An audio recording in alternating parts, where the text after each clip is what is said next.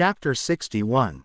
Grinding. As Quinn walked up to the strength machine, all he wanted to do was punch the machine as hard as he could. He wanted to shut up the arrogant Erin who felt like she was better than everyone else. Why did she choose to act like this? Simply because she had a better ability than others. Because her family was well off enough to buy her a strong ability book. But Quinn couldn't reveal himself here, especially in front of the others. They all had seen him on the test day and they all knew Quinn still didn't have an ability apart from Layla. He looked at the machine and started to wonder, if he performed Hammer Strike using all his strength, would the number rise up? Surely the number would be above his 16 strength. He readied his fist and redid his footwork. The gauntlets were equipped on his hands and Quinn let his fist out. He tried controlling the power output, hoping to achieve a similar score to the other two. Bang! His fist collided with the large drum-like machine and the numbers slowly started to rise. 8.9, and then finally the number had stopped at 10. Quinn estimated if his current strength with the gloves was 16, then he needed to use half his strength when hitting the machine to get an 8. But such macro-level control was nearly impossible to get right and he had managed to go slightly over.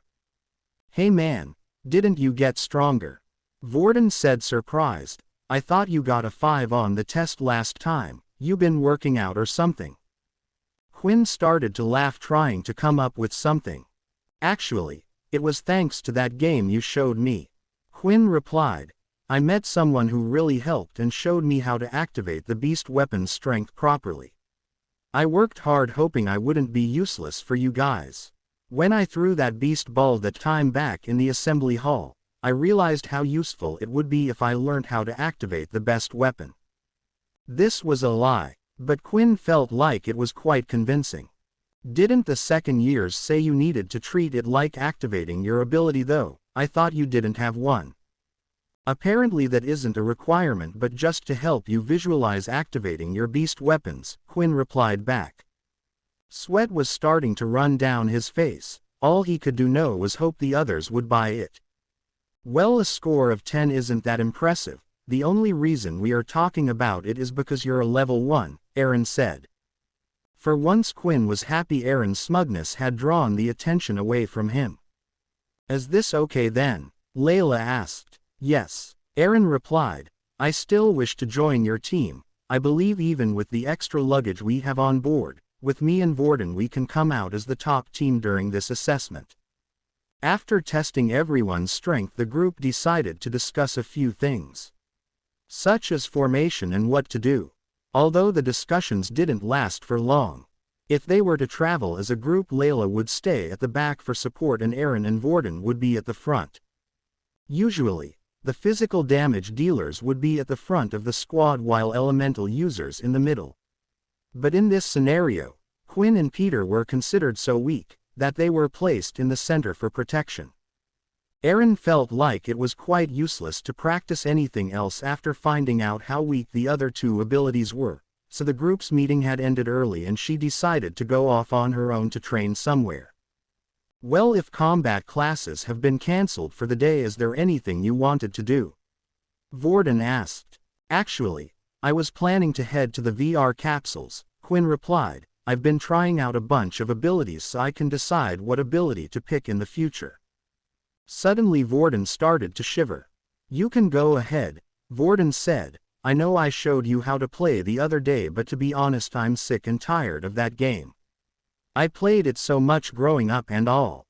With Quinn heading off to the VR room, that left Peter and Vorden all on their own. "Hey, so do you want to practice a bit more with your ability? I know you're saving up so you can buy a few more skill books. Maybe we can get you to a level 2 before heading off into the portal." Peter looked around the room at the other students before giving an answer. "Sure, that sounds like a good idea," Peter replied. But Peter's strange actions didn't go unnoticed and Vorden had a feeling it had something to do with those students he went to hang around with a few days ago. Quinn had finally arrived at the VR center. He paid his 10 credits for an hour and got into his pod as usual. At the moment it was the easiest way for Quinn to level up and get stronger. He decided while inside the capsule he would split his session into 2 levels. For the first 30 minutes, he would spend it facing against level 1s. On average it took him around 5 minutes to defeat an opponent in the level 1 stage. Gaining 25 experience points for each opponent he defeated would allow him to gain around 150 experience points. Then for the second half of the session, he would use it searching for quick matches battling against opponents of all different strengths. This would improve his fighting IQ out in the world. Quinn entered the game and started his first match with his plan. He did the usual, avoiding the enemy's strikes and dealing with his opponent with either the strength of his 2 fists or by using a barrage of blood swipes. That's when Nate noticed that the ID Blood Evileveler was online. Nate was still interested in this person and decided to check him out. As long as they were in your friends list you were able to spectate their matches. Nate then was suddenly transported into the arena and began to watch Quinn's matches one by one. And all that he witnessed was Quinn defeating weak level 1s in a matter of minutes. But it was strange, for someone as strong as him, just what on earth was he doing? When Nate thought of him, he never imagined Quinn to be the type of person to bully the weak.